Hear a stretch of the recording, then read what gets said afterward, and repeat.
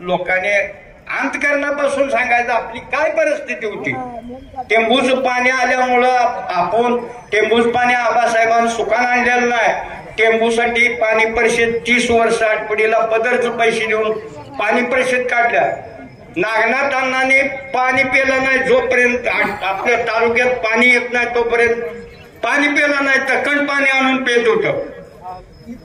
पुण्याला धरणं झालं, मुंबईला अजित मैदानावर आबासाहेबांना आम्हाला नेलं. तिथं जी काही ह्या मंडळी असेल त्यांना सर्वांना माहित आहे. आपण अंतकरणापासून सगळ्यांनी जुनोनी कोळा जत तालुका आटपाडी त्याला पाणी ज्यावेळेला चंद्रभागेचं आबासाहेबांना आणलं त्यावेळेला आणि इथनं माणगावनं सगळ्या टँकरनं जात होतं. मीन काकाशंगाडे सरपंच होतं त्यावेळेला कोळ्याची लक्ष्मीची जत्रा आले का पाणीच नसायचं. तिथनं भऱ्याव खालनं पाणी न्यायचे. आम्ही रात्री 11 लाईट आली का तिथं जायचो, चाव्या ओळायचो.